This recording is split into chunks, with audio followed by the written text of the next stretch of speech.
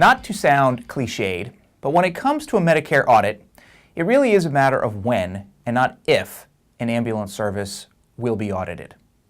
Medicare contractors like the RAC, MAC, SMRC, and ZPIC have the power and authority to initiate an audit. Even federal investigators like the OIG, FBI, or U.S. Attorney's Office can subpoena records and review Medicare claims. Audits do come in a variety of types, including post-payment and prepayment reviews. Certain Medicare contractors, like the CERT review team, can even review paid claims to evaluate how well or poorly the MACs are doing in making payment decisions. Recently, some of the Medicare ZPICs have taken the auditing process to extremes. We've seen small prepayment reviews detect a problem, which then triggers a larger post-payment review and suspends all Medicare payment during the audit. Complete payment suspension can greatly affect cash flow and can even cause an ambulance operation to totally shut down. Not to mention, many of these post-payment audits involve a tool called extrapolation, which leads to million-dollar overpayment demands. An audit sounds scary, but it doesn't always have to be. Some things to keep in mind. First, be responsive. Provide the requested documentation in a timely manner. If something doesn't make sense, ask for clarification. Most entities that perform an audit are willing to grant extensions or clarify the scope of the document request. Second, perform an internal review yourself. Concurrent with the audit by the Medicare contractor or government entity, you should be reviewing those same claims and all related documentation.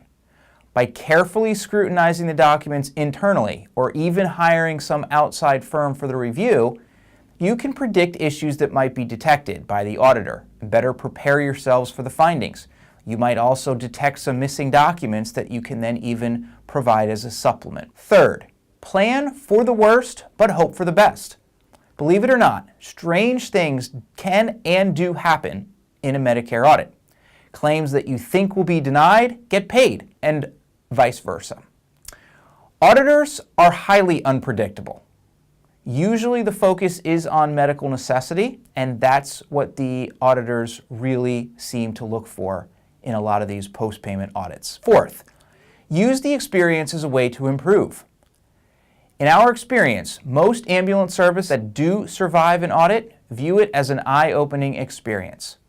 Many owners, managers, or company presidents were not even aware of billing issues or problems that get detected in an audit. Usually, the learning experience triggers intensive training, numerous policy changes, and a greater focus on compliance moving forward. Fifth, be prepared. Don't wait for the audit. Act as though an audit could come at any time. Be proactive, take steps to perform self-audits, and be critical of yourself.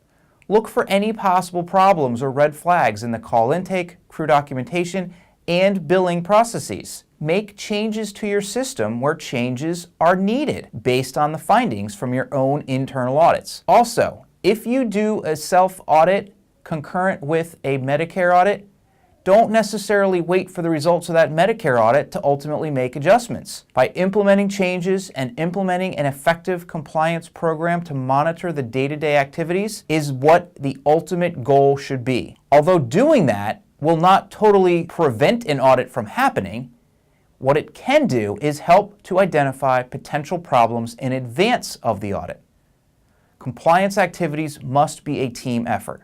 Getting input from staff, expert attorneys or consultants, and others to help understand the nuances of Medicare billing when it comes to ambulance can really help alert you to possible problems and hopefully mitigate any negative outcomes that may come from a Medicare audit. Thanks for watching.